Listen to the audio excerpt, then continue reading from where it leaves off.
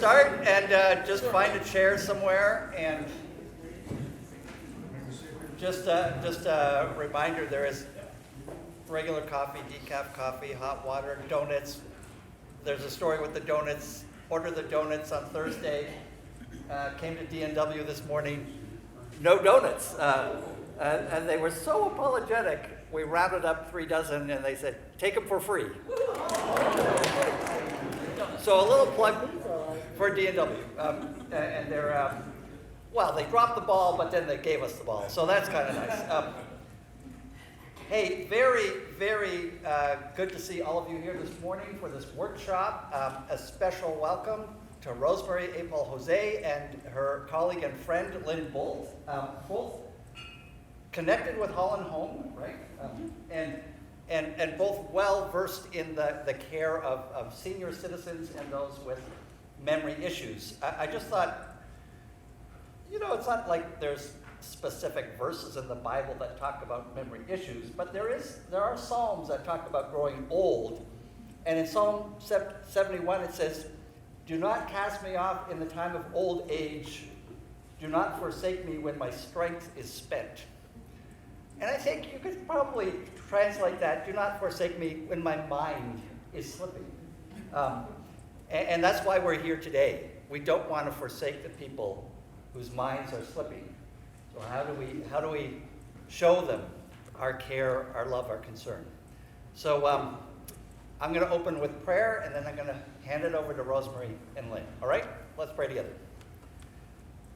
Lord God, thank you for this morning in which we've gathered to learn how better to deal with those people we know who are struggling with their memory, their mind, and their ability to communicate.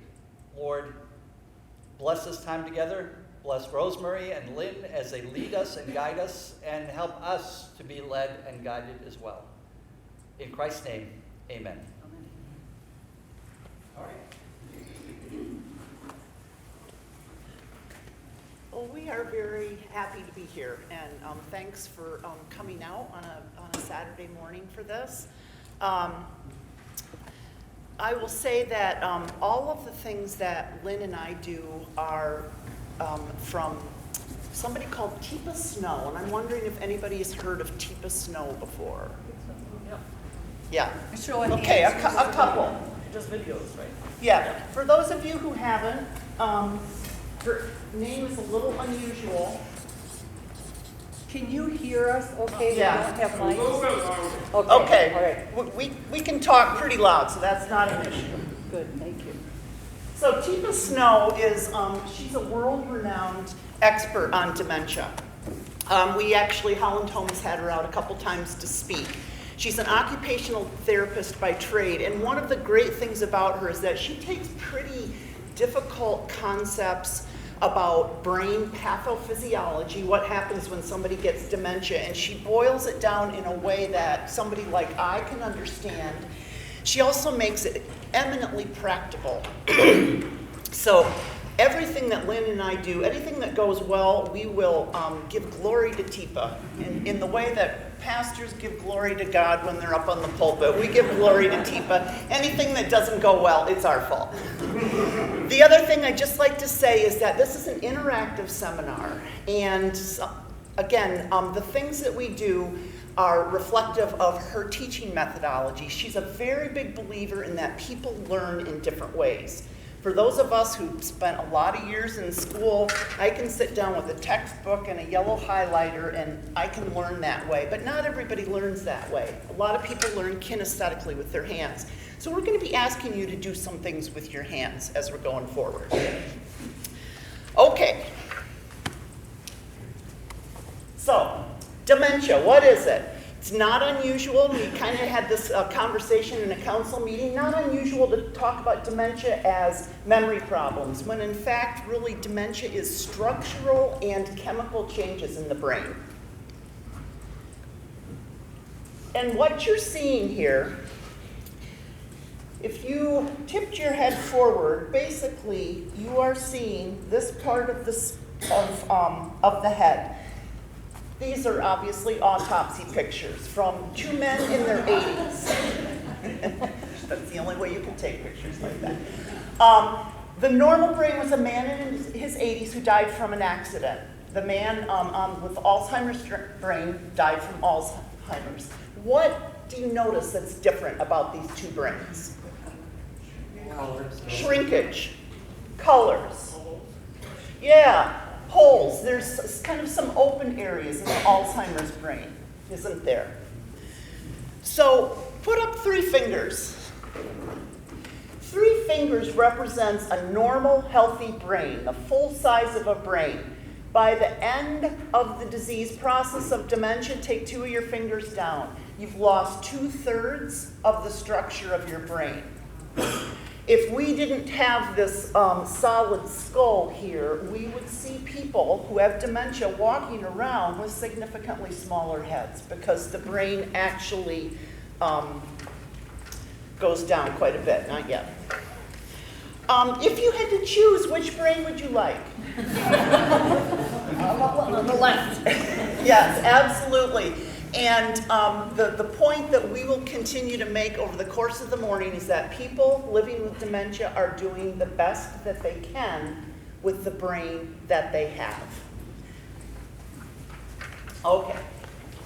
Now, we talked about structural changes. Here are some chemical changes. So, we're looking at a PET scan here, and we're looking at the top.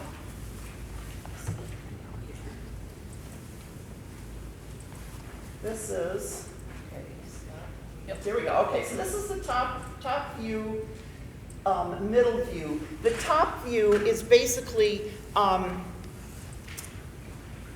you tipped your head backwards, it's kind of like this cap around your head. The middle view here is if you cut diagonally, started at the top and then cut back here. So,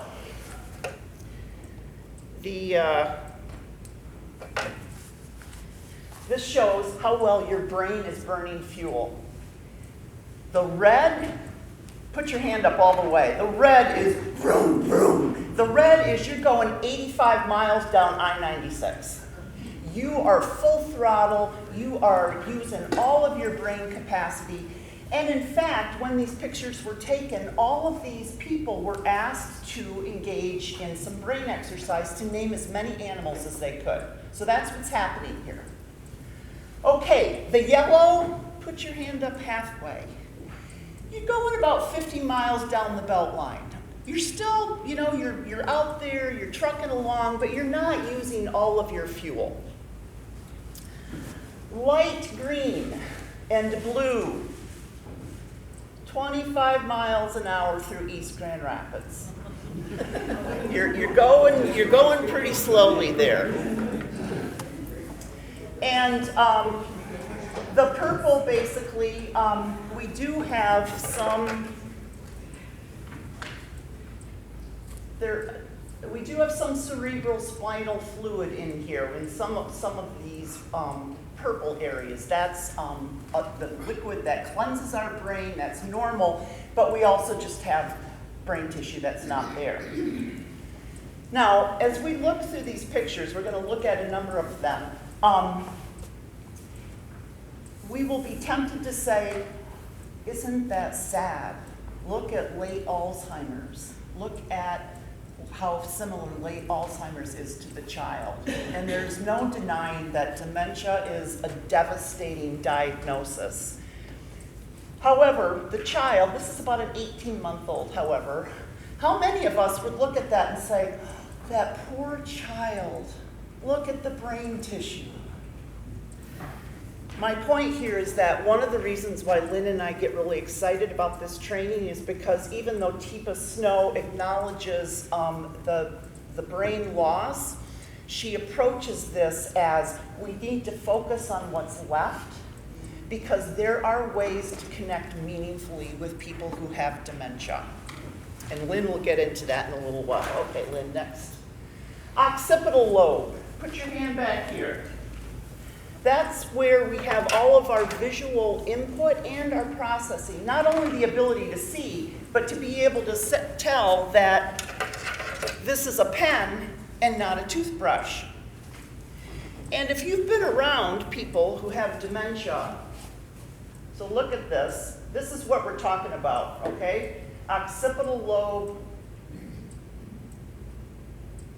That's our visual processing. Lynn's going to talk more about vision, but if you've been around people who have significant dementia, you maybe sometimes have seen them doing something like, so they've not only lost a lot of visual input, but the ability to recognize an object for what it does.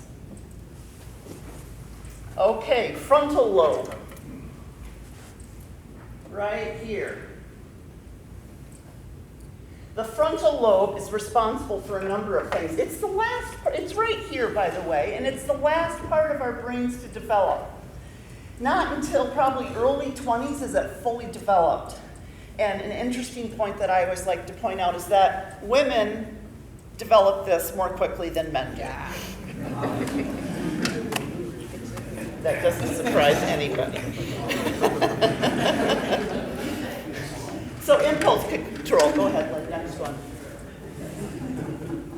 The frontal lobe, reason, logic, sequencing, and decision making. Again, notice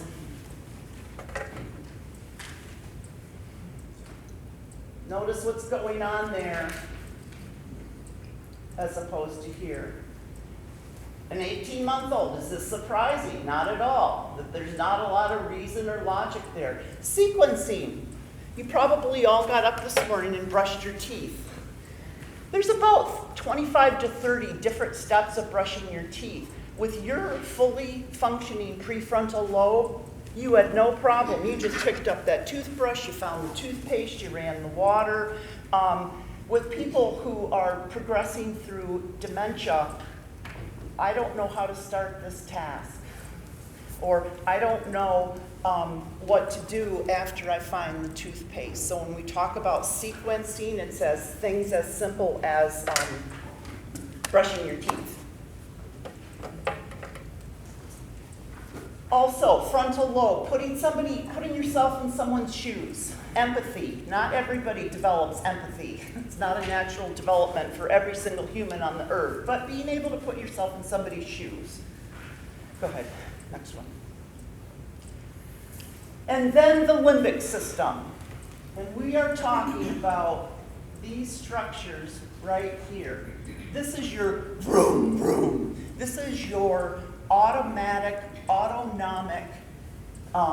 part of your brain. And this is where these two little structures here are actually your amygdala. There are two amygdala. One is the amygdala, what we like, chocolate ice cream, swimming, sleeping in on Saturday mornings. And then your amygdala, your flight, fright, fight. And you think about what you remember from high school biology in terms of that, that thrive to survive. So look at that. Now, interestingly, in early Alzheimer's, that amygdala not only has not diminished, it's actually increased a little. And it stays fairly present even late into the disease. And Lynn will talk about that in a few minutes. I won't steal any of her thunder. Oh, go ahead, you always do. Okay, next slide, Lynn. Dementia does not equal Alzheimer's, does not equal memory problems. Next slide. This is a really good, so imagine dementia as a big umbrella. Dementia basically is a collection of symptoms. And there are about upwards of 200 different types of dementia. These are some of the most common ones.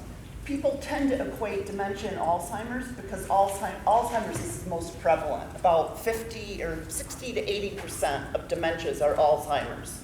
Yeah? May I take a picture of this? Yeah, absolutely. Got it also on your paper. Okay. Yeah.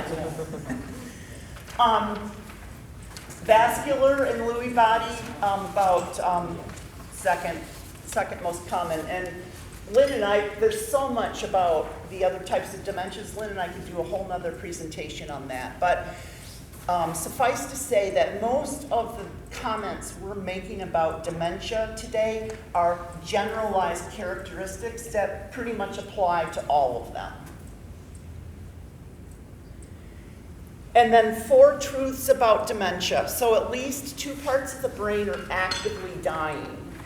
When people as Lynn and I do trainings at Holland Home, as we work with staff and train them, as we talk to family members who talk about memory failure, we say it's not, or memory problems, we say it's not memory problems. It's, and this sounds horrible, but it's brain failure. That's actually what's happening. The brain is dying.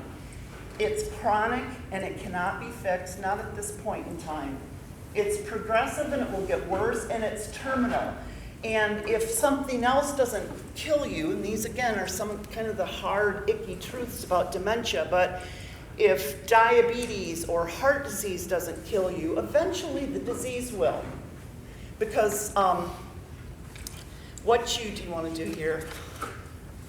What you did with your support group?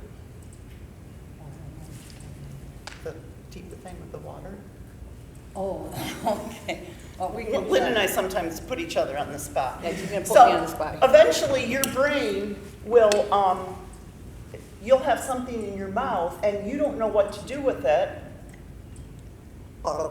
Start talking, and what happens to that water? Where does it go to? Down your lungs. There Yeah, you go. absolutely. Called And so- aspirating. Yeah. I can't do that, but you do it pretty well. Yeah. I almost aspirated. So, lots of times people, if something else hasn't killed them, they'll die from aspiration pneumonia because the brain no longer signals that I have something in my mouth, I need to swallow it. And they'll either be pocketing food in their mouths that they'll later breathe in, and that will cause pneumonia. Okay. Yeah, okay. Okay. So now you get to listen to Lynn. My turn. Hello, everyone. Glad that you did come out here on a Saturday morning. And we even have a few young people that are here on a Saturday morning. What we're going to do now is we're going to spend some time learning about TIPA's positive approach to care as it relates to connecting with persons who are living with dementia. Could you be a little louder? Yes. We're going to spend some time now working on TIPA's positive approach to care as it relates to people who are living with dementia. So I want to ask a question of all of you. How many of you have a relative, a loved one, a friend, somebody who is living with dementia? Okay, I mean, if you all look around, there's a large percentage of us. A large percentage of us have it. When you think of the word dementia, what words come to mind when we think of dementia? Just throw some out. Dim, D-I, dim. Should I spell it for you too? Other words. Memory loss. Memory loss. Loss of a person. Loss of person. Irrational. Say it again. Irrational. Irrational, yeah. Oh, irrational, right, very good. Irrational. Confusion. What, say that again? Fear. Fear, yes. Fear. Frustration. Frustration. Dependence.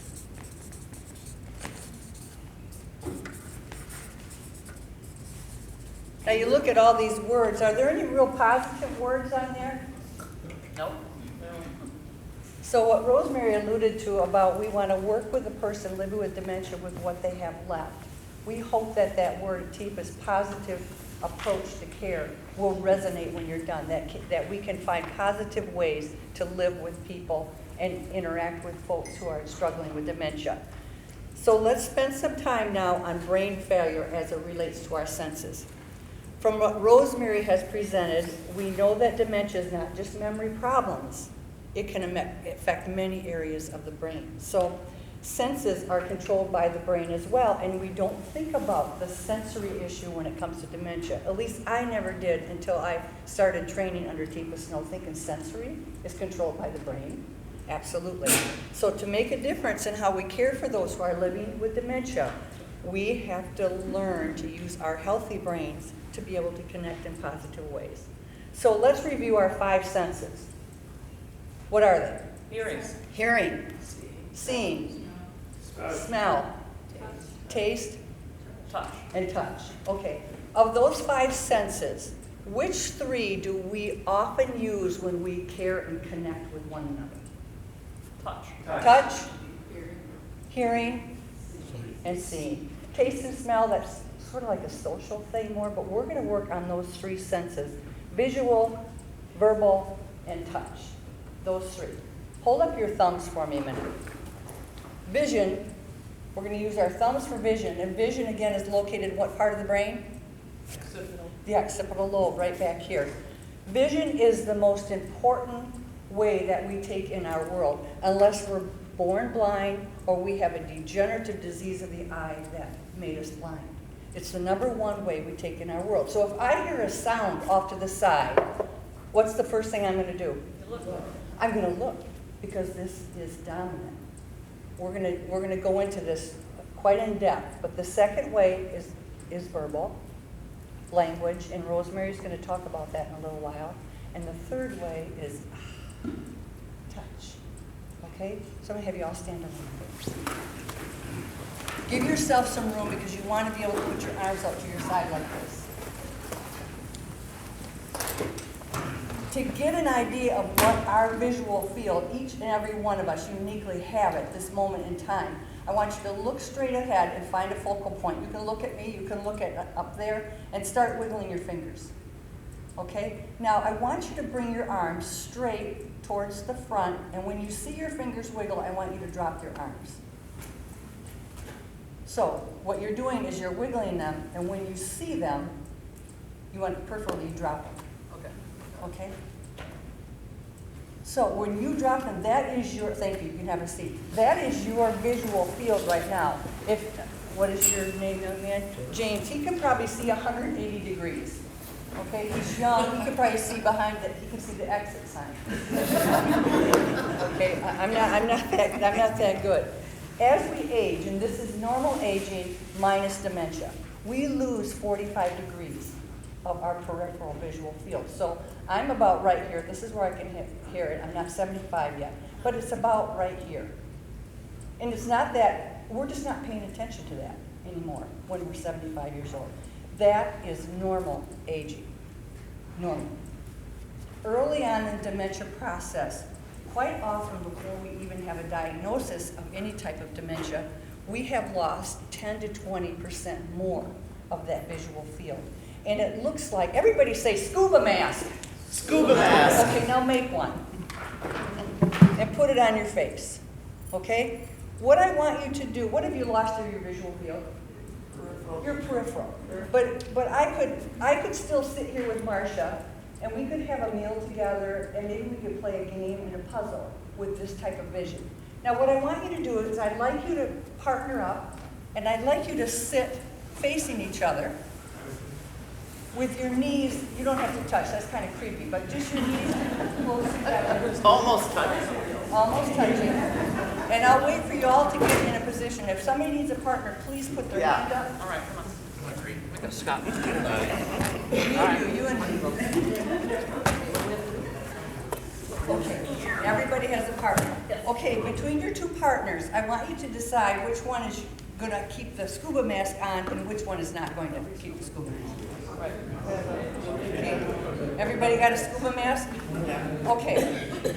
The person with a scuba mask, you look right at your partner. And your partners, I just want you to lean in and say, hey, how you doing? Okay, stay right there. Stay there, stay there, stay right there, stay there. Okay, now people with the scuba mask, drop it. Drop it. Okay. Okay, then sit back. Okay. Switch it up. All right. Do the very same thing with your partner. Lean in and say, hey, how you doing?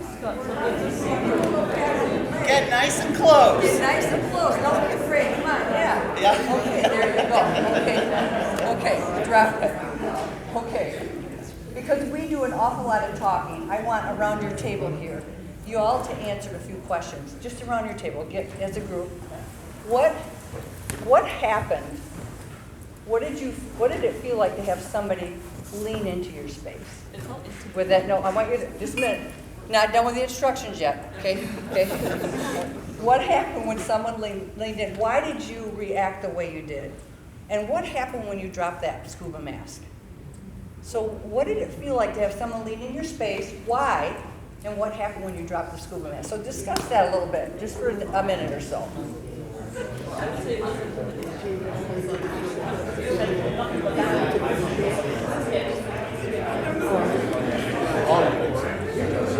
Am I? Yeah, you are.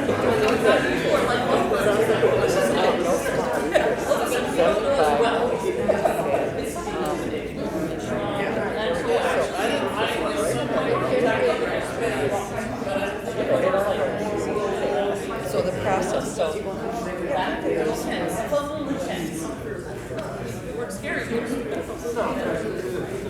Okay.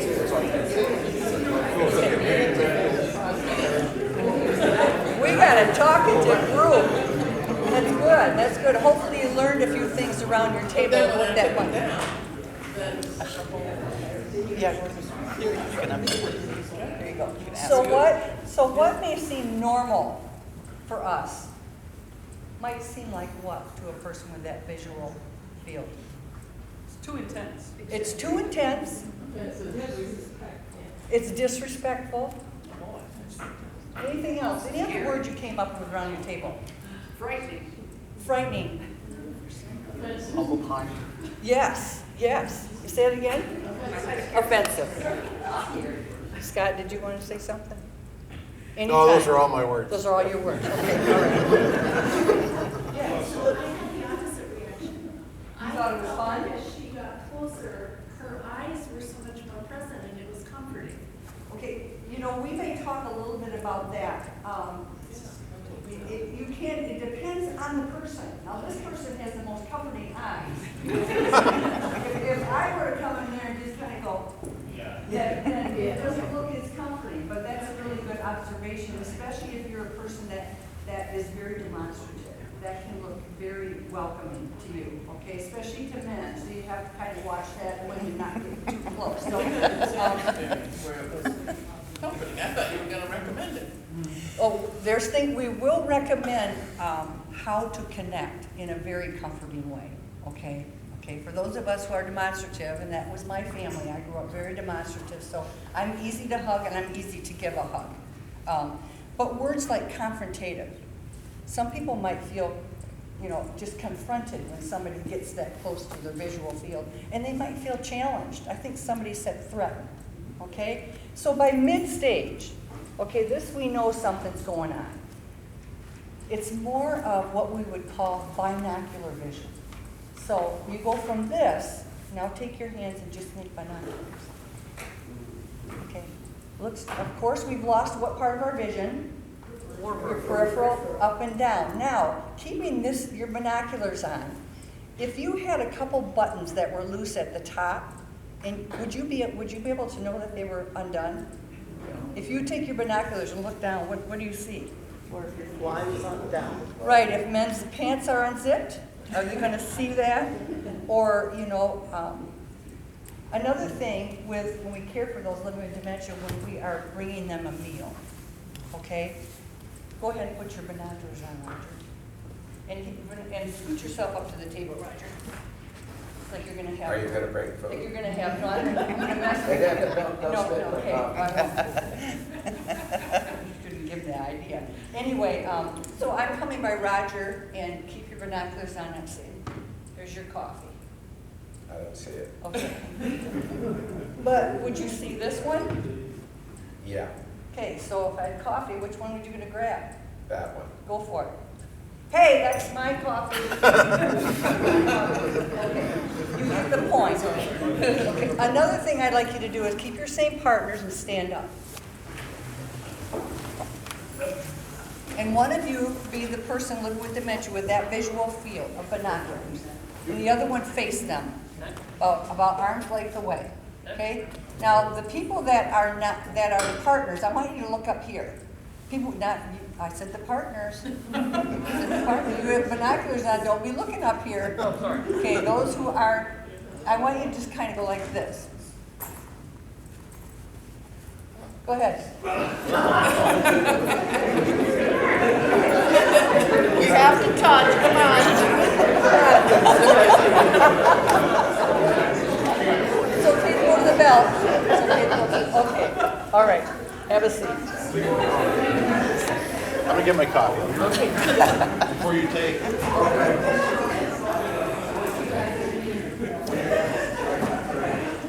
Now, we're having fun and we're laughing, okay?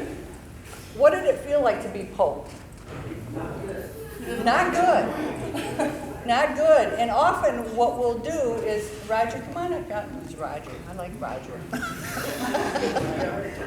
So he's got binocular vision. Go ahead and put your binoculars on. And I am very task-oriented as a caregiver. And I'm talking about being in Holland Home, and you have a person living with dementia, and his belt isn't done.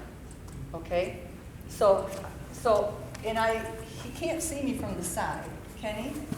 And unless I get in the front, does he know I'm there? So I might just go, your belt is not done. There. Okay.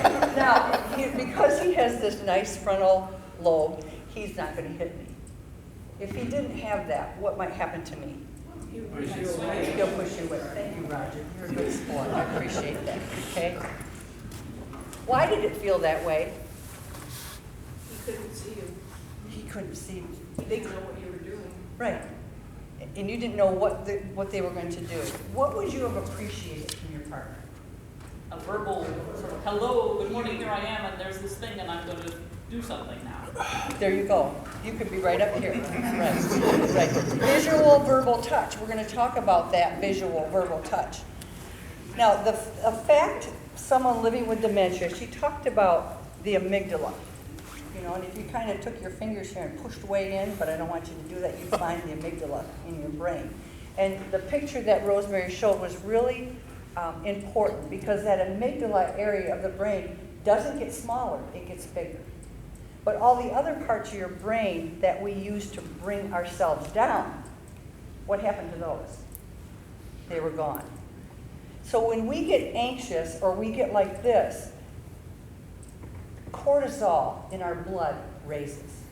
And we need to get rid of that cortisol because it's dangerous to hang out there. So what we do is, I want y'all to do this with me, is take a deep breath and then blow it out. Take one more and blow it out. When you are in fight, fright, or flight, and what Scott says freeze, because freeze goes along with it, with dementia, we can't just say, let's take a deep breath. Okay? If we started it, like with Roger, who started it when he was like that? Who made him go like this? I did. And often it's absence of malice. I just want to tell you people that we have the best intentions when we want to care for people that we really love. We do have the best intentions, but sometimes it sparks that amygdala. And I was just going to point out, sometimes that's why we see some of these things that we associate with dementia, because we're the ones causing the behavior. Right. Okay, at this point, we're going to do a little, we're going to do that before Monica. Okay. We're going to do a partner up again, and we're going to do it a little bit different. One of you is going to be sitting in a chair, and one of you is going to be standing behind a chair. So I want you to get your room set up so one of you is sitting facing this way, and one is standing behind. I promise not to spook you. I think you're going to be supposed to split me, I'm pretty sure. No, you're not. Take space. I mean, you're going to demonstrate. Yeah, I knew, but I want to slide. Okay, tell me more. All right, has everybody got their partner? Okay, the person's living with dementia, I want you to have your binoculars on. And the partners, I would like you to back up to like arm's length away. There you go. And then what I'm going to have you do, if people are living with dementia, actually take your binoculars off and just close your eyes. And there's no peeking. Okay? Close your eyes. Partners, I want you to read this. Silently. And when we're all ready, let's, on the count of three, did everybody read it? Mm-hmm. 1, 2, 3. Nice, good. Hey! Thank you very much. We did this quite a few years ago with our coalition. Yeah?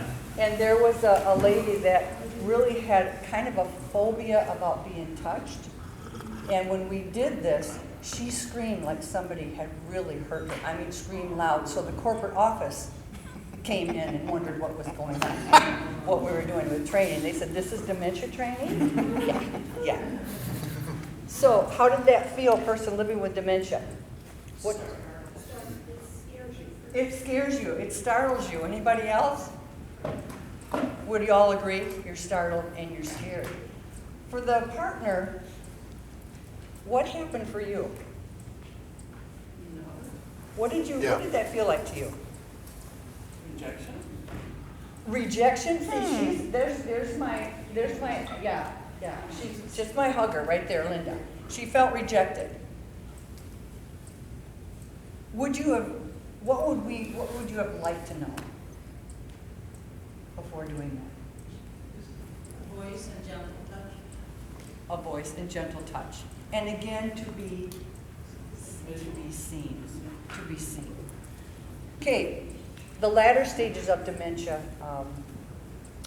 Often there's a lot of things that go on in the latter stages of dementia because of brain failure. And often the vision goes to more of a monocle. Okay? So close one eye and put a monocle over the other. Now reach out on your table and touch something. What have you lost when you're looking at it? Depth perception. Your depth perception. Also in the later stages of the disease process, if a person is walking with monocular vision, they're quite, have you ever seen, they're more contracted, okay? So stand up a minute. Stay at your tables, put on your monocle. Another thing is people are up on their toes, so I want you to be up on your toes a little bit. And if something fell on the floor and you're going to go to pick it up, what might happen to you? Yeah, don't do it. Don't do it. Okay. And having your monocle on, just say, I want you to walk around your table and find your chair. All the way around your table. That way.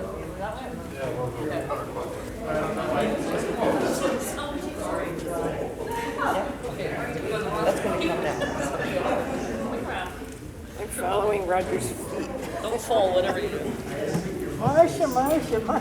I'm following Roger's feet. Don't stop me. Oh. I'm gonna chair. Sorry. Okay, I think I'm here. I did it. Well, it's taking you guys a while to find your chair.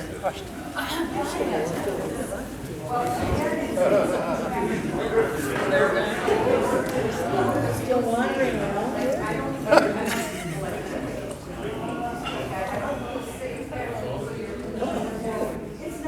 They're not safe in that, but it's the brain. They can't really help it. So I want you to put up three fingers. Let me just add Go something ahead. a minute. So, patterns like this have real significance for when Holland Home's going through a lot of renovations now. Unfortunately, they're now asking Lynn her opinion and input on things, because when you do have carpet like this and you have people living with dementia, or if you've ever been in the friendship room at Raybrook that's got these, big gaudy, flowers, you have dementia, well, I'm gonna pick up one of those flowers. And I'm going to go, don't do that. Yeah, you don't wanna fall, do you? And I'm going to get hit. Yeah. So, these really aren't, these older carpets and even some of newer ones that have designs in them really aren't very good for people living with dementia. And we did actually raise a ruckus when they did redecorate, because what they did is they put carpet and then carpet tile up the side. Okay, and so what happens if you're walking along and that carpet tile's up on the wall? You think you got this much further to go. So then we put vinyl, was it a vinyl base, a different color.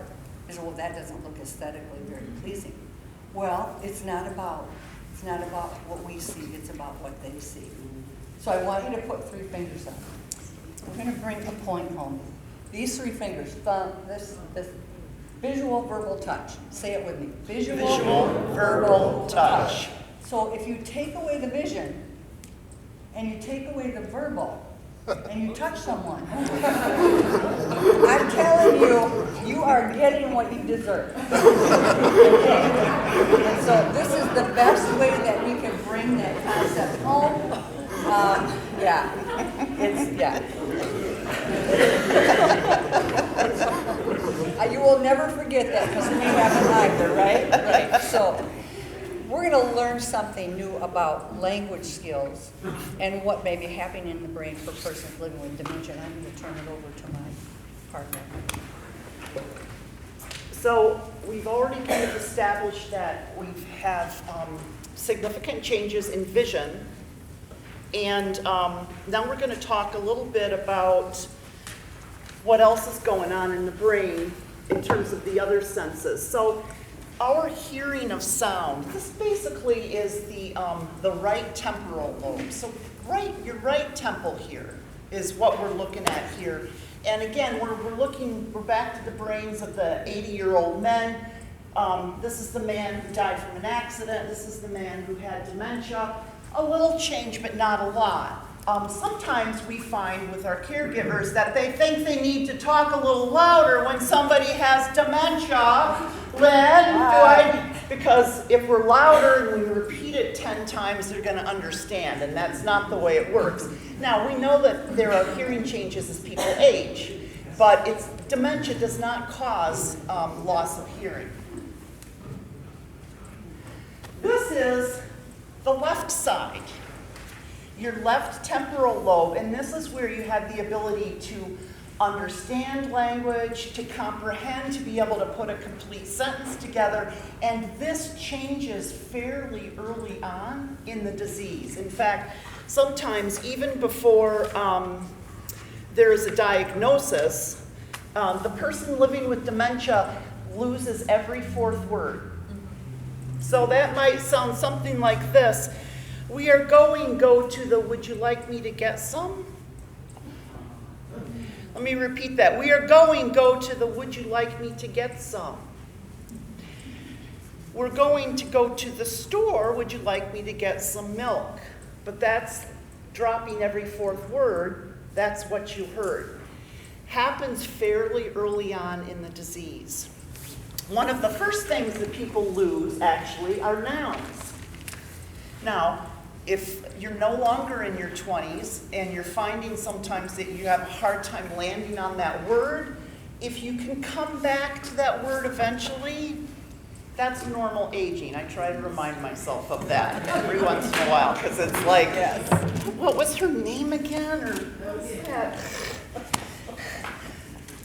So eventually I may say, I don't go anywhere without my water bottle. If I have dementia, I will say, I need that thing that it's cold, it's long, and I will talk around the word, and I will never be able to land on the word water bottle. So, with language, we have the left temporal lobe where we lose things pretty quickly, pretty early on. The right temporal lobe, we retain. We retain rhythm.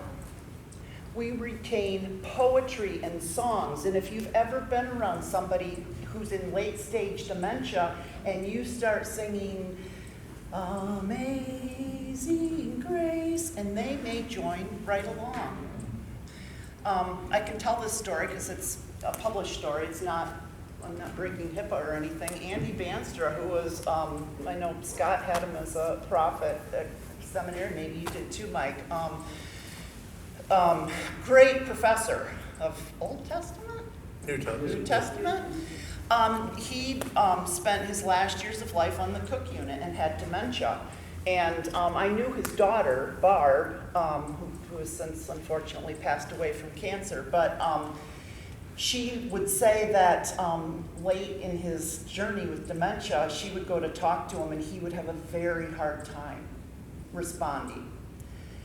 and she would conduct worship services with him and a few other residents. Once she asked him if he would like to pray, and he offered the most wonderful, eloquent prayer.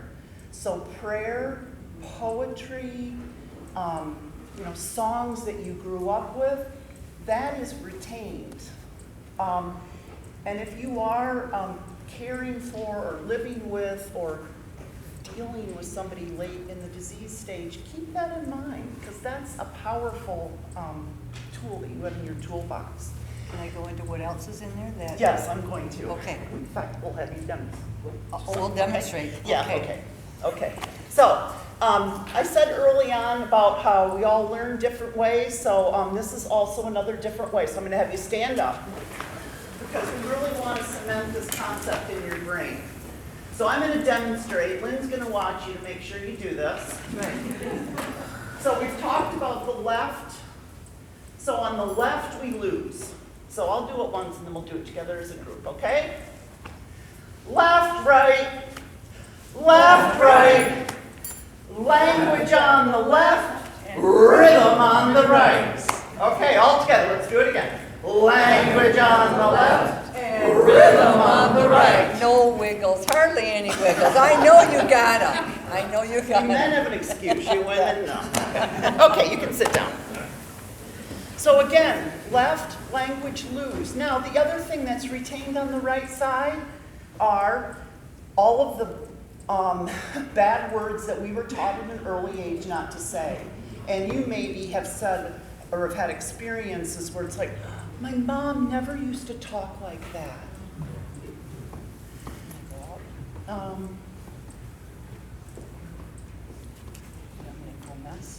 No, let's do this. Let's do the, okay. So, you can offer a few, okay. So as a caregiver, I may be approaching Lynn and with our caregivers at Holland Home, and this is true whether people are in assisted living or not, sometimes getting somebody to take care of their bodily needs can be problematic. And having somebody get in the shower, take a bath, can be difficult. So I'm the caregiver, and I'm going up to Lynn, and as caregivers, we always want to tell people what we're going to do before we do it.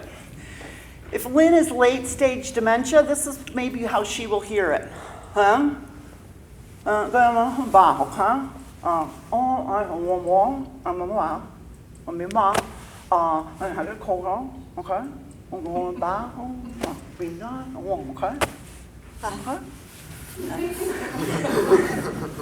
And this is often how, basically, I have dropped my consonants, and I'm talking with the tongue in my bottom of my mouth, and what Lynn is hearing is a bunch of vowel sounds, which isn't too far from reality in terms of what she's hearing. What I've been saying to her is, Lynn, we're going to have a bath, okay? And the water's going to be nice and warm. We'll go into the bathroom. I'm going to take your clothes off, okay? And I'm nodding, and she, normal human response, nodding as well. Okay. What? You go to hell. And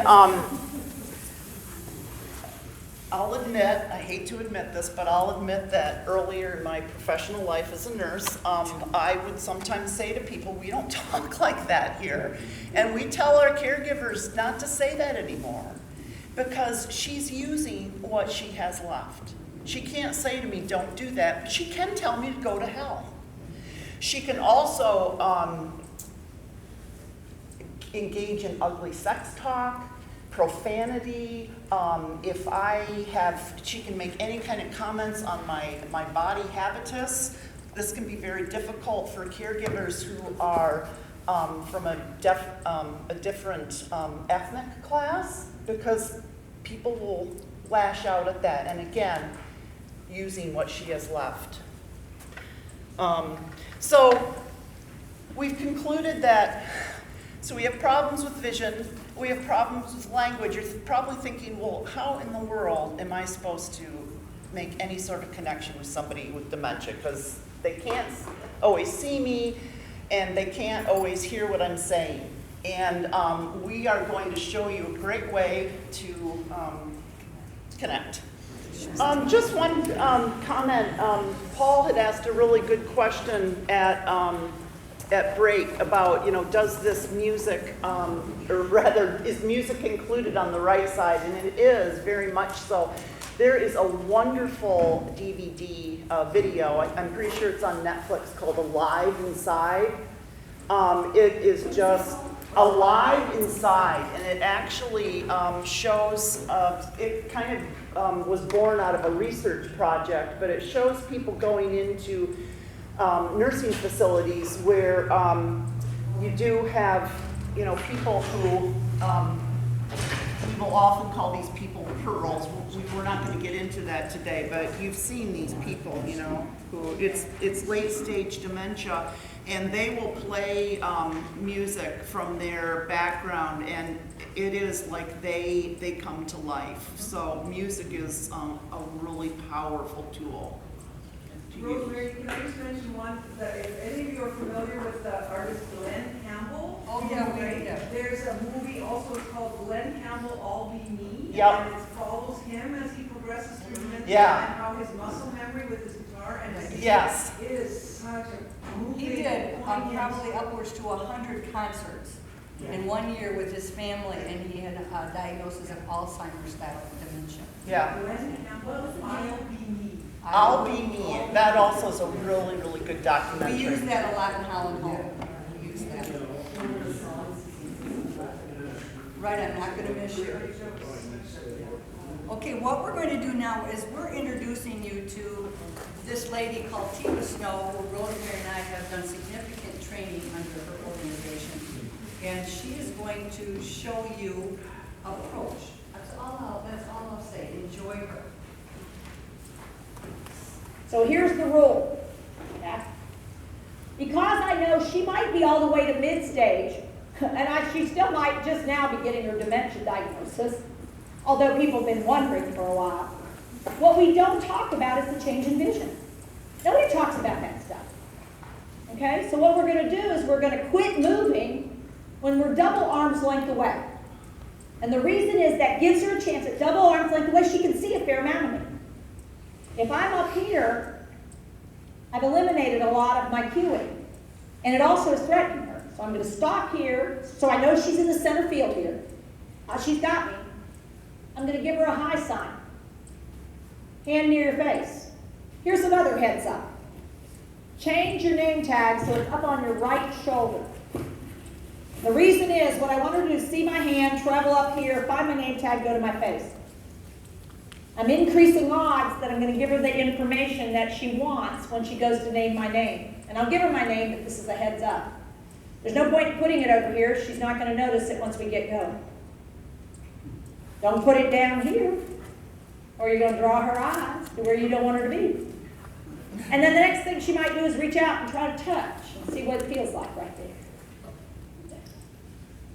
So here we go. I move in. And the tricky part is getting used to it. Hey, now what did I do right here? I gave her a high sign that said, look, my hand. And then I offered her my hand. Her eye could track that because I'm far enough away for her to track it. I'll know whether or not she tracked it if she reaches out and offers me her hand. Hand under hand, sideways. And now we're ready for an interaction.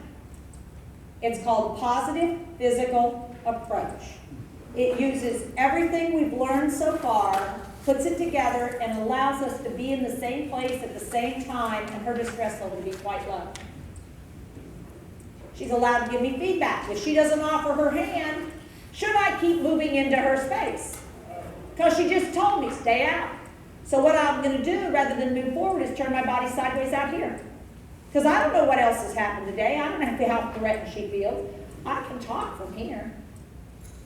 So what we have with human beings, get these three fingers out, is 3 zones of space and awareness. So what was kind of cute was this? Visual, verbal, touch. Public, personal, intimate. Public, personal, intimate. In public space, we look at each other. Personal spaces where we talk to each other, and intimate spaces where we get to touch. So now, think for a second before you answer. Tell me how far out from my body intimate space would extend. Whatever my arm's reach is. Because once it's within arm's reach, I'm assuming it's okay for me to touch it. It's within my intimate zone. So if you come in here, you're saying, okay, I can touch you. If you stand right in front of me and you come in here. So, person with dementia, you stand there, I come in, and you like part of me. Okay, I'll be demented, you be the caregiver, we'll show where this goes. Yeah. Ooh. Oh, now those are nice. Now she's about to get in trouble because I freaked her out, and what she wants to do is pry me off. The problem's going to be I've got what I want, and I don't want to let go of it. And if she surprises me, am I going to give skill or strength?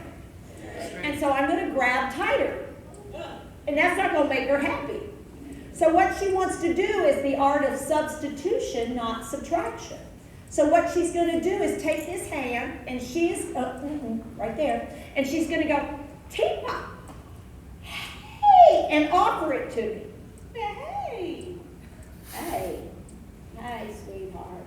How are you? How are you? Now what she also did by turning sideways, put your binocular on that side and notice, I can't really see that much of you when you turn sideways. It's when you put yourself right here that you draw my eye to the part of you you'd prefer I not touch. Why do you keep doing that? I mean, I'm curious, why do you stir me up and then get mad when I do what you told me to do? You said, reach out and touch me, I'm right here, and I did. And then you're all pissed off. Well, you're the one that put yourself right there. I've got dementia, what's your excuse? Particularly when somebody's sitting in a chair and you come in and you lean in like this. Hello? It's like, look, candy, would you like some? Particularly when you're talking about men who you then are reaching out and say, I'm going to take your shirt off, give you a shower. And their thought is not a shower. Their thought is, oh, look, I just got lucky. I'm taking your clothes off. He's thinking, yeah, let's go for it, works for me. And then I'm all of a sudden getting cold feet. And he's like, no, come back, that was good, I like that. Duh. So with your partner, I want you to do this, and folks who are out there keeping an eye on things, watch and make sure.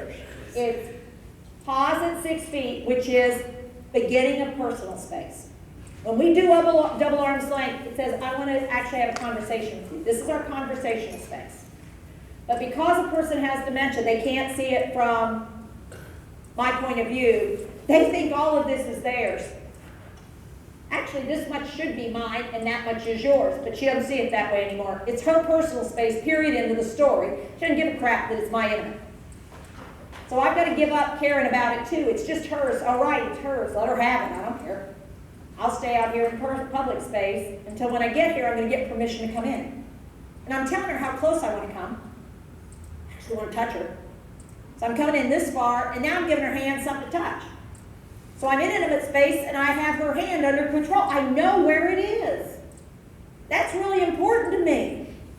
And if she's really busy, I want to have both of them. Because I want to know where her hands are. I can also give her input. Pump, pump, pump, pump, pump, pump, pump. It'll make her look at it, but it also gives her input. And with this hand in her hand, I can guide and direct movement. Because your arm is actually a rudder that steers the ship. And if I turn the arm outward, it causes your body to want to switch this way. If I turn it inward, it causes you to turn that way. But you don't realize I'm doing it. You think you're in charge, but I'm actually driving. It's kind of cool, huh? It also keeps me where you... Okay, we're going to talk just a little bit about, you saw where she did hand under hand? In this part of your hand, right here, if you pat this part of your hand, you have sensors in this hand which are calming sensors. they calm you, and it calms you and it calms the person that you're taking care of. So it's a win-win for both sides. So we're gonna practice this positive physical approach, but I first want you to do a hand under hand with your partner. And the way you're gonna do this is I'm gonna get Rosemary up here. First, I want you to shake your hand, shake your partner's hand. Shake your partner's hand. Okay, now it feels really creepy if you keep doing this, doesn't it? Like, you gotta let go sometime, right? Okay, now what I'd like you to do is make a butterfly together. Okay, and then gently close around. Okay? The person living with dementia, their hand is always on the top. And my hand is always on the bottom. And if you give a little squeeze, your palms are stuck together here, you get a little squeeze. This is a brain thing, it calms you down. Okay, I wish my husband would have done this after birthing children. Okay? So, does everybody have hand under hand? Do you have a question on how to get there? Because sometimes it's not that easy. Okay. Shake.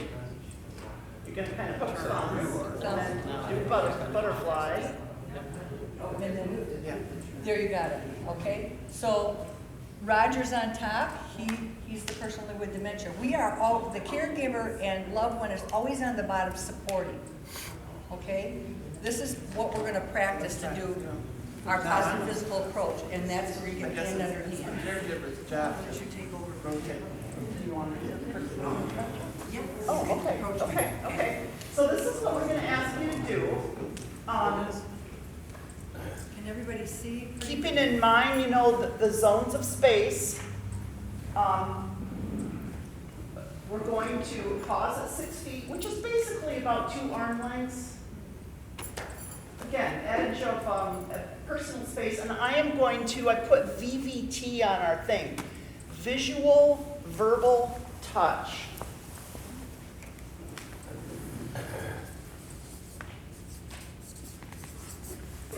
Because vision is the primary way that we all take in our world, whether or not we have healthy brains, I want to give Lynn a visual cue first at the edge of personal space. And what I'm going to do is put my hand by my face. Seems a little unnatural, as Teepa indicated, but it makes perfect sense to the person living with dementia. So I'm going to put my hand by my face. So this is my visual cue. No, my verbal cue. Hey, Lynn. And then I'm going to hold out my hand. And if Lynn reciprocates, which, by the way, in Western culture, this is a pretty instinctive, because we've shaken hands our whole lives, even late in the disease, she'll be able to do this if she wants me in her space. I'm going to get like this, and we're going to get hand under hand, and then I'm actually, switch your chair around just a little. I'm going to get... She's bigger than me, she pushes me. She is. It's a laugh. I'm going to get off to the side here. And that's what we're going to ask you to do. so just a couple things. Sometimes we have to check ourselves because we can just go on and on about this. The reason I'm not going to stay in front of Lynn like this, even though she's invited me into her space and we've made a connection, is because with her limited vision, that's all she can see is me. So first of all, I don't want her coming into my areas where I'd rather not be touched right now.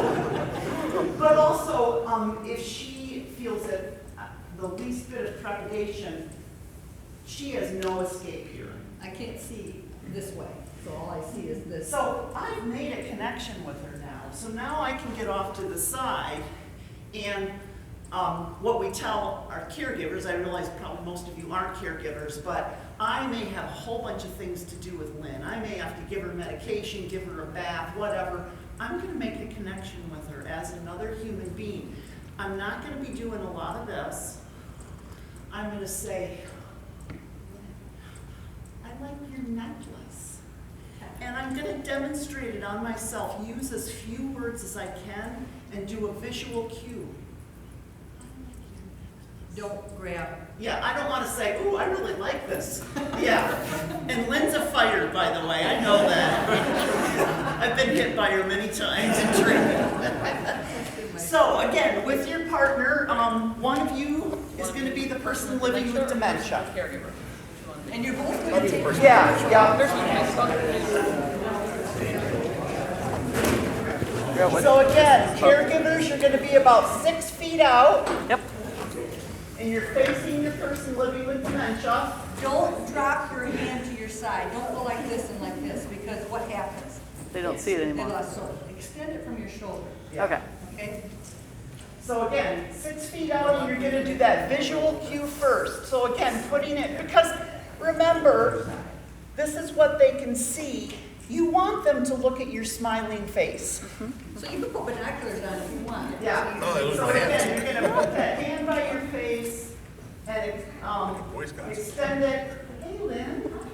Hey, Scott. Hey. And then get your hand under your hand and move off to the side. No, personal dimension. So good. Thank you. A nice shirt as well. Very good. Very smart.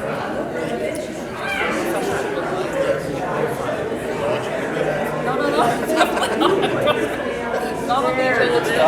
There you go. I'm from Walkley. All right, I'm going to trade around. You can be it. I'm going to take my glasses off. I'm very low sighted. I want to see if I can see anything. Okay. Let's see how that goes. Hi, Corinne. Hey, Scott.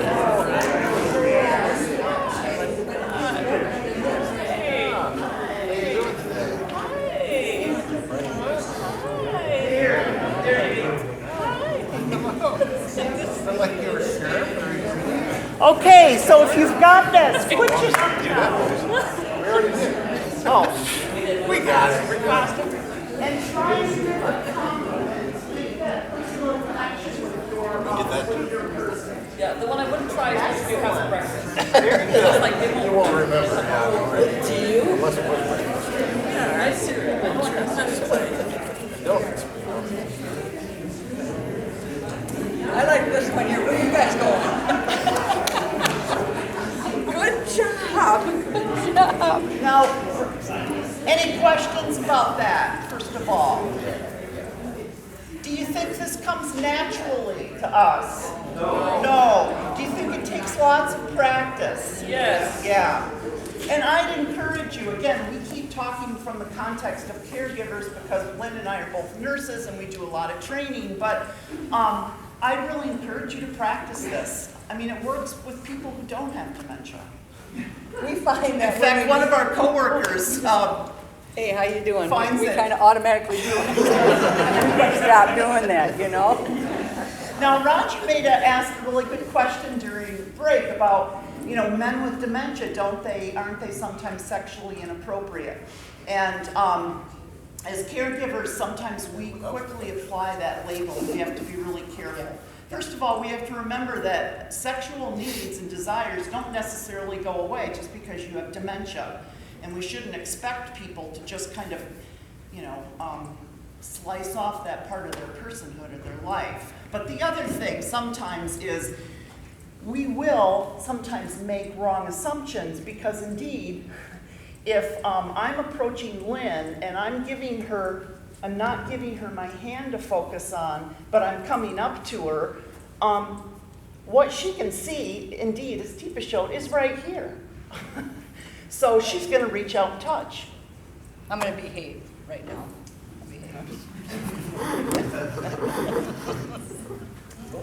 It's not just men that, It's not my sister's mother-in-law made some advances on my dad.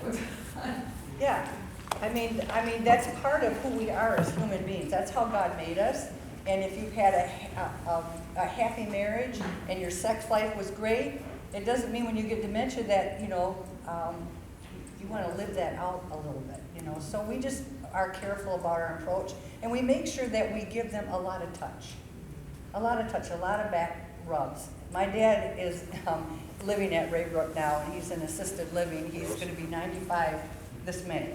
Love him dearly. He struggles with short-term memory things. So one of his lines is, I said, oh, you got a nice lady, and her name comes Well, in from terms of here, a friend of yours. And he says, yeah, so there's lots of women around here. I can catch them, but then I don't know what to do with them. So,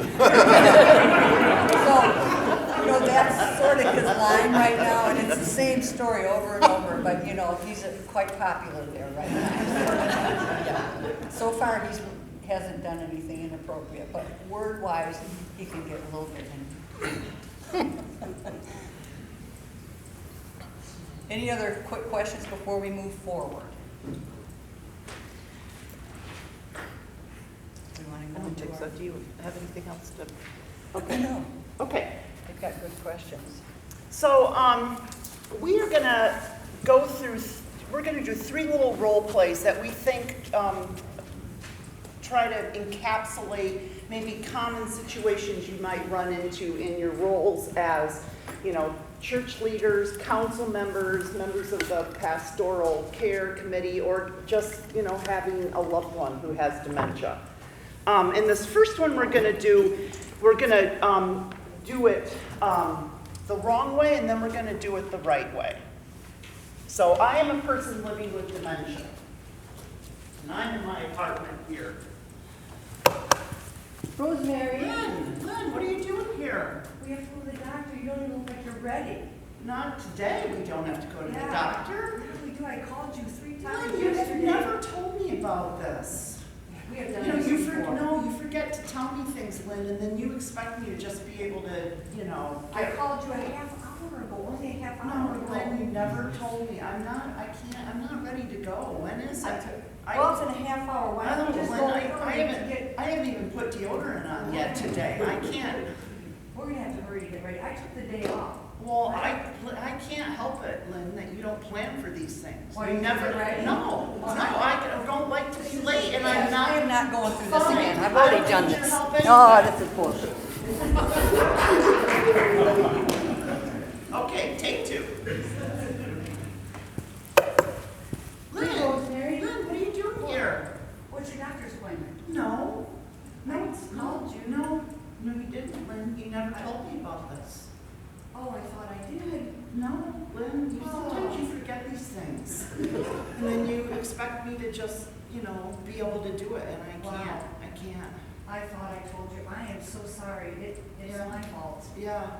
Well, what time is it, Rosemary? Well, it's 10:30. When's the doctor's Well, appointment? you know, we do have some time.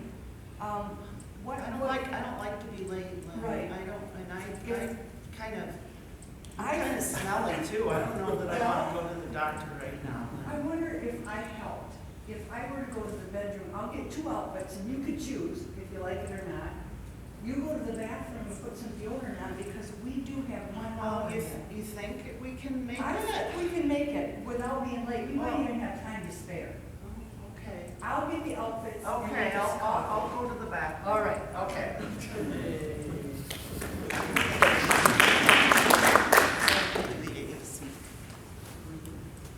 So let's compare and contrast those two. Did this look familiar? Yep. Okay, it happens, doesn't it? Doesn't, I had a lot of work to do to come and get her doctor's appointment. So what happened? What happened when I came into, what was my, The first time? the first time? Tell me about me. It was all about you. It was all about me. Anything It else? was all her fault. Yeah, it's always her fault, still is. What else? You had expectations. You had expectations for where she would be at, and when she wasn't, you were very, very frustrated. Right, I was very frustrated. So you're right, it was all about me and my frustration. And honestly, that can be me at times. We all can hit that frustration. Why did she react the way she did? She couldn't remember what you had agreed to. She honestly doesn't remember what was back here? I said she couldn't remember what you had agreed to earlier. Exactly, this is my dad. It was as if it was like, this was the first time she'd ever heard about this. Right, You were being unfair and unreasonable according to her. exactly. And yes, She had no control. she had no control. She had no control. Remember, that's a really good observation because we think people living with dementia, they've lost control. So we're not going to give them control anymore, we're going to take care of stuff. Okay? Strike these words from your vocabulary if you're dealing with somebody who has dementia or even mild cognitive impairment. Don't you remember? No. Because you know what? And you think if they could remember, they would? Okay, exactly. Don't you remember versus, I think this has evolved from a dementia seminar to a marriage seminar. there you go, Roger. That's the next seminar, we'll talk about that. Marriage and dementia, or just marriage. Okay. The second approach? I will tell you though that, so Lynn and I have several certifications through Teepa Snow's organization. We have done a lot of training with her, and we're both certified coaches. And so when we go on the units at Holland Home and we're coaching staff in real time, and a lot of those skills are great for working in your workplace, dealing with employees, talking about things with your spouse or your children. It's really, yeah. The words "I'm sorry," folks, is so simple. It is so simple. Even if you haven't done anything wrong. Right. So what happened the second approach? What happened then when I came in the second time? Gave her control. I gave her control. Did I start giving her control when I first walked up there? Because I did say, I called you. Yeah. I did say that. Because that's going to be normal. Okay? So, don't you remember? Also, what did I say to her? I'm sorry. I'm sorry. I'm sorry. And then what was her reaction after that sorry came out? She was much calmer. She was calmer and more relaxed. And because her amygdala came down, we could problem solve together. Right. Right. This actually happens. We see this happen, especially early stage when you all are living together and you're trying to make things work. It seems to me that a strategy would be to always factor in an extra, whatever, hour or whatever, if you can. Like if you have an appointment, I don't think it makes any sense to turn up half an hour before and say, hey, you gotta be ready, because that's Very good. not likely to be possible. No, So no. I would, if I were doing it, I would say like, okay, I've got a 10:30 appointment, I have to get my aunt there for 10:30.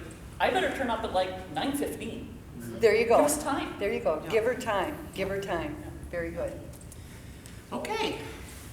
Okay, so. I like the idea that you gave her a choice of what to wear, that you were inventing for this. Yes. Right. If she's in control, it's her wardrobe, and she could say, I don't want it, or, and it's so easy to say those kind of things, and that validates a person immensely. Just, yeah. I mean, is it pejorative to say, like, treat them like I do a 2-year-old or a 3-year-old? Well, the only thing is, the difference between that is the 2- and 3-year-old, they are progressing, Right. and the person living with dementia is degressing. Yeah, So yeah. you really, they're adult human beings. Yeah. But there's certain things that you would use for a child that could help them. Certainly you could do that. Don't let them feel like they're No, doing it as a yeah. child.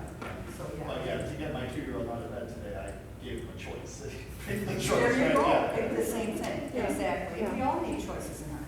Yeah. And I think there are some similarities. I think the difference comes in terms of the language you use, the tone you use. You're using a much different tone, obviously, with a 2-year-old than a, 82-year-old. What we do here sounds like, we do hear people talk that, how are you today, Roger?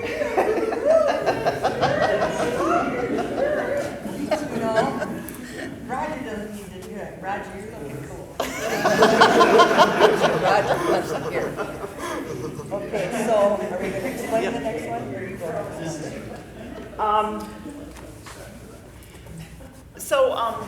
You may not have caught this, but in the TIPA tip, or the TIPA snippet rather, we showed, and she's talking about a lot of different things, and we were mainly concerned about approach, but she mentions this wonderful tool called substitution, not subtraction. And so we're gonna do a role play based on that. So Lynn's gonna be the person living with dementia, and I am the well-meaning,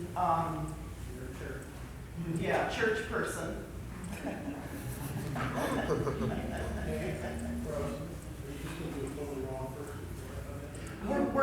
We're building one. Yeah. We're Yeah. not doing it right. Yeah, he's telling me I'm coming. You are so cute.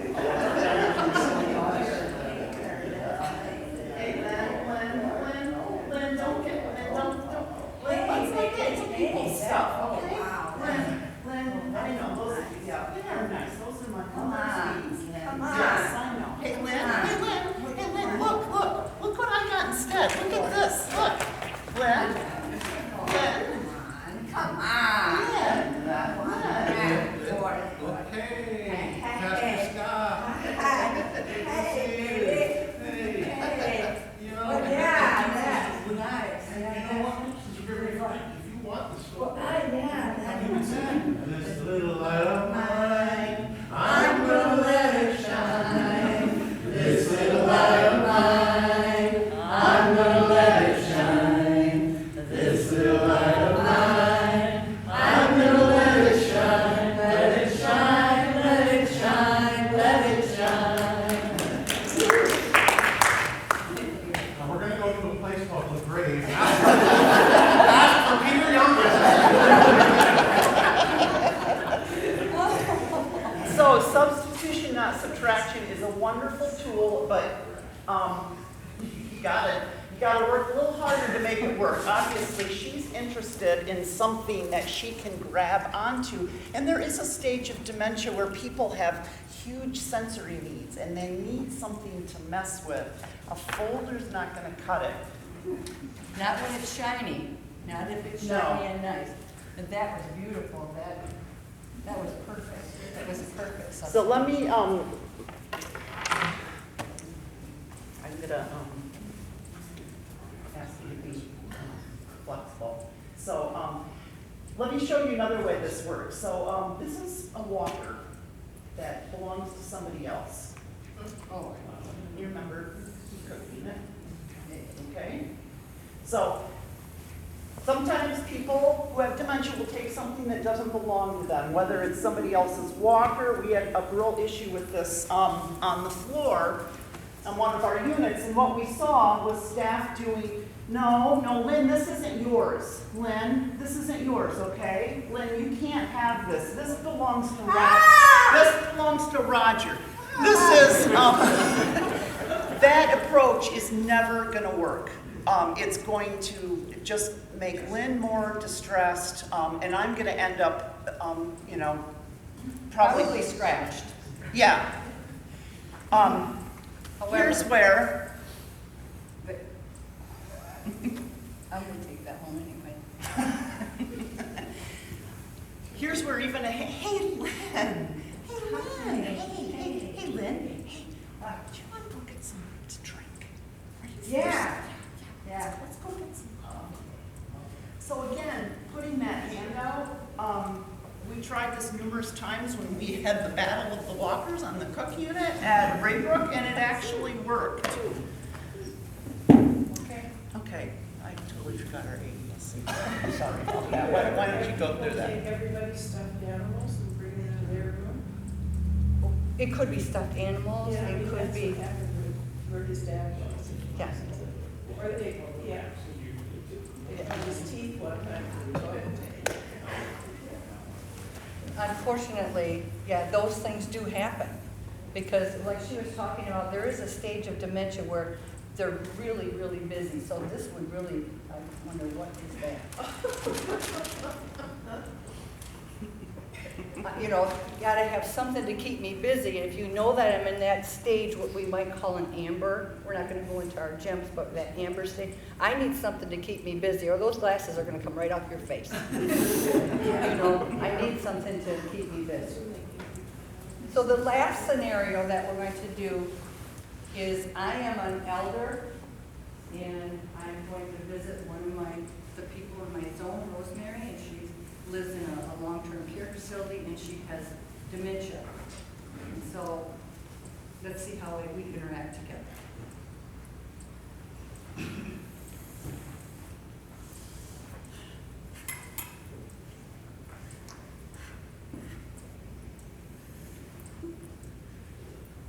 Rosemary, okay. The sad farm, the farm. What have you had? Did you have a farm? Yeah. And Joe. Joe. Yeah. Is that your husband? Yeah, Joe. Oh, he worked hard. Yeah, on the farm. How about the kids too? Yeah, the kids. yeah. Farm is really busy. Yeah. Busy. Yeah. Yeah. Pies. You baked Yeah, pies? pies. Oh, yeah. my goodness. Jam? Jam. Jam? Yes, strawberry. Strawberry, oh, it's my favorite. It's Yeah. my favorite. Yeah. Did you like to make coffee for Joe? Yeah. I bet he drank a lot of coffee. Yeah. Yeah. Joe. Yeah, Joe he drank, yeah. farm. Yeah, it makes you sad. Yeah. I wonder, could we talk more about the farm? Yeah. And get a cup of coffee? Yeah. Wanna go get a cup of coffee? Let's go get a cup of coffee and talk about the farm.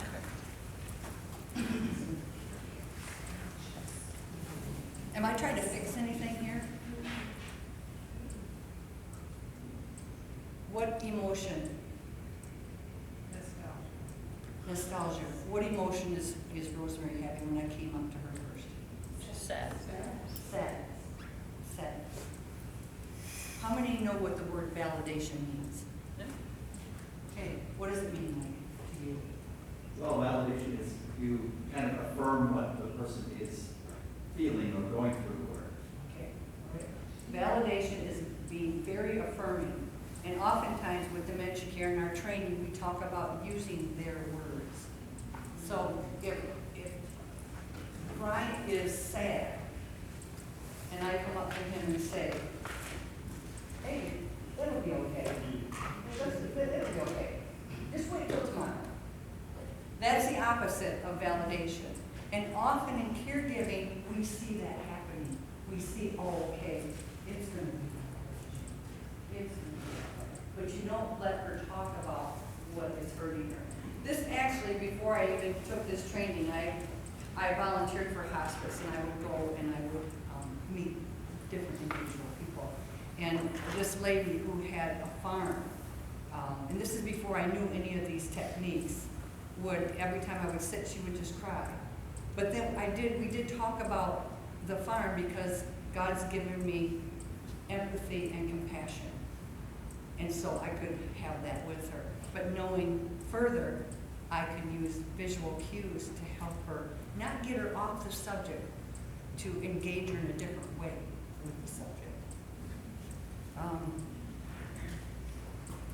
And there may be times, too, when you're, especially for those of you who, have family members or, if you're a council member, you're maybe engaging with somebody who doesn't have very many words left. And so maybe they're just repeating one word over and over again, or maybe they're not even making words. It's kind of like,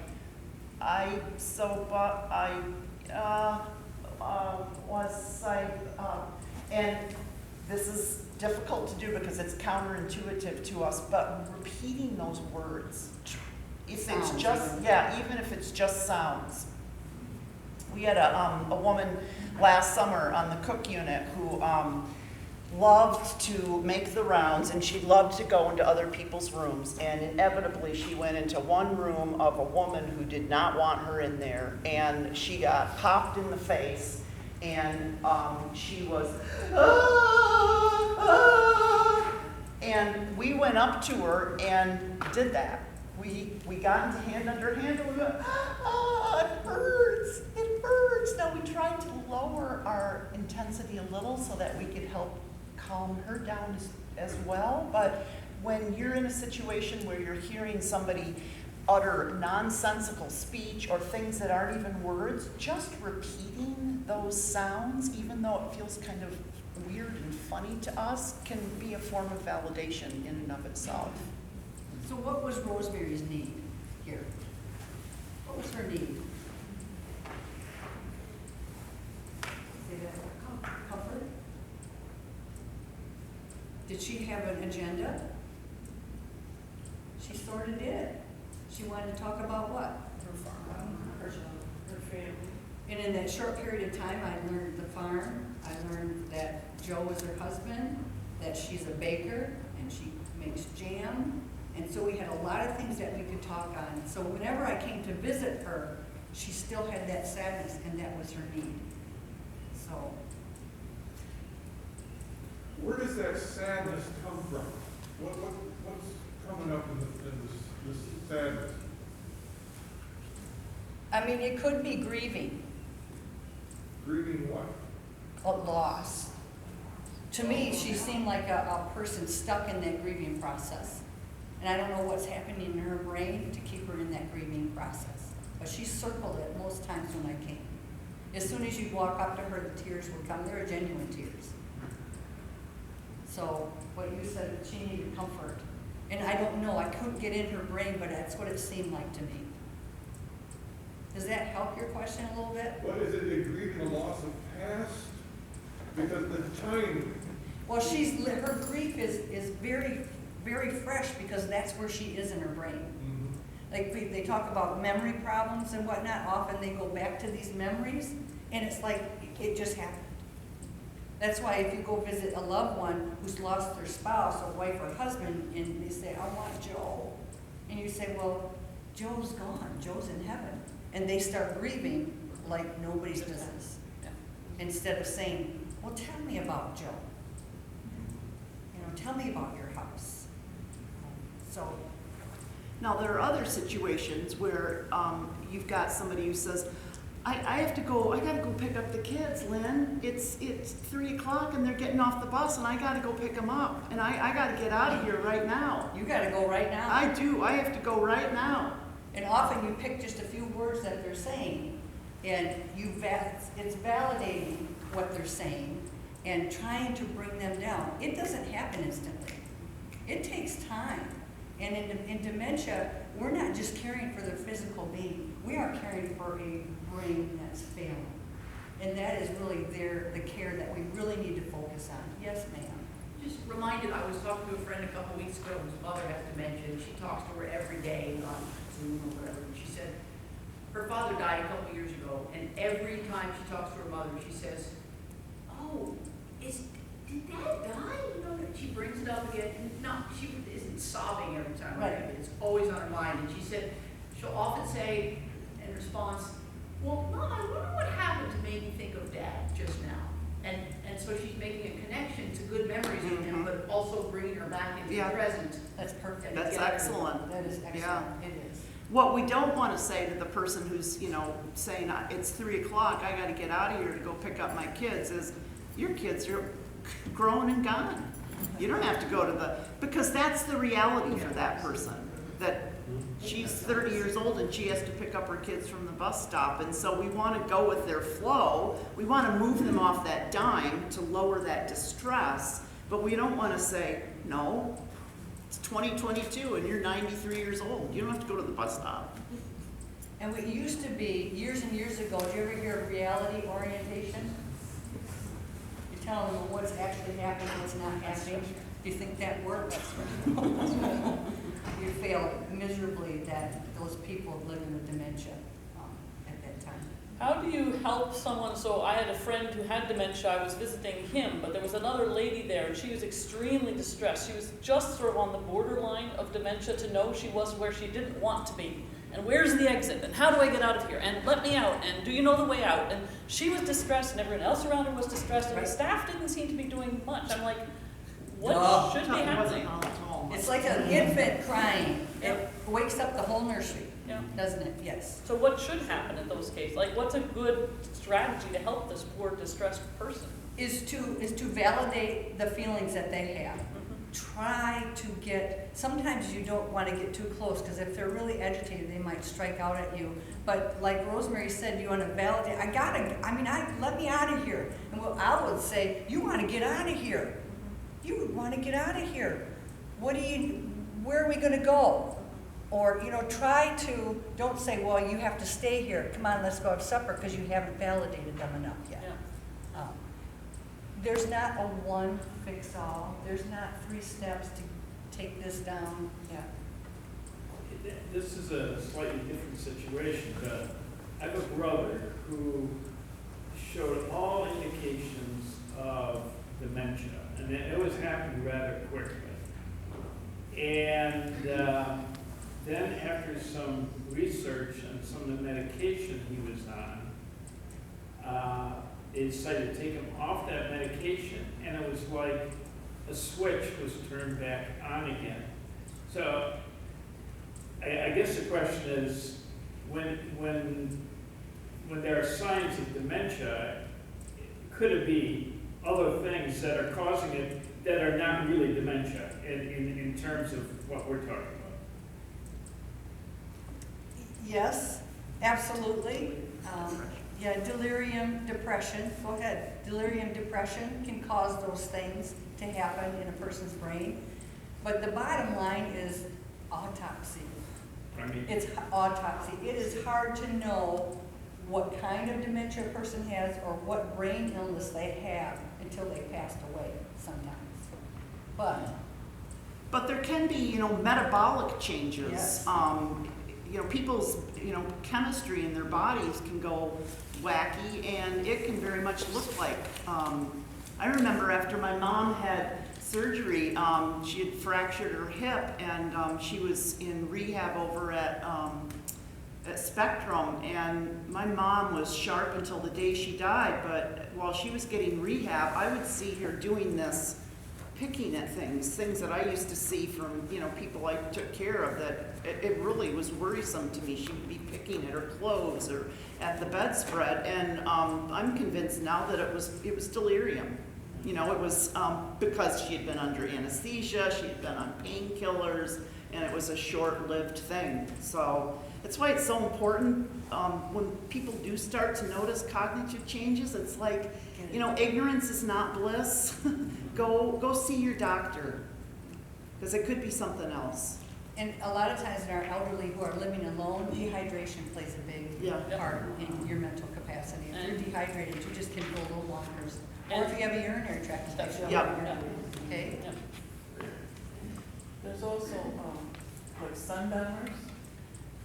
Have you observed that with your people? Oh, they call the term, that's a buzzword. Sundowning is a buzzword. Often what happens with sundowning is, it's like if we go to a job all day, we get home and we're tired. We are tired, we might have supper, we might read the press, and then we end up going to bed.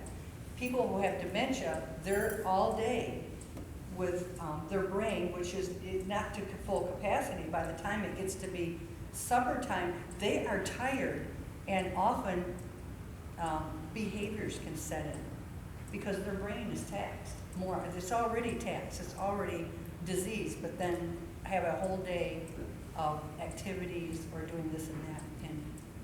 And they still have that diurnal, you know, we call it a diurnal clock in our bodies, you know, that, yeah, when 5 o'clock rolls around, I'm gonna go home. You know, I'm not gonna be working anymore. I'm gonna sit down, I'm gonna visit with my spouse. I mean, we all have those natural rhythms. People with dementia keep that too. And so lots of times around 5 or 6 o'clock in the afternoon, we may see that they're, and sometimes we label it, you know, sundowning, or, oh, they're acting up, but in fact, they're looking for that same sort of natural progression of a day that the rest of us have. Yeah. So in closing, and we'll stay for questions as well, Holland Home has a dementia coalition made up of varied staff who serve to learn best ways to care for folks who are living with dementia, and also to support their families. The mission of Holland Home is to provide Christ-centered care. The coalition adopted the following scripture, and Mike was talking about finding scriptures that have to do with our elderly, and I found this when I was reading through the Bible, a beautiful verse that God gave us. And it's in Leviticus chapter 19 and verse 32, where God says, "Stand up in the presence of the aged. Show respect for the elderly and revere your God. I am the Lord." It's like his loving mandate. And how does this look for those of us caring for ones whose brains are failing? We know God's heart is a heart of mercy and a heart of love. So until our precious ones are called home, let us be Christ's hands, his feet, and his minds of compassion. On behalf of Rosemary and myself, we thank you for having us here. We have just really enjoyed all of you and just what you brought to this time together and this journey. Thanks so much.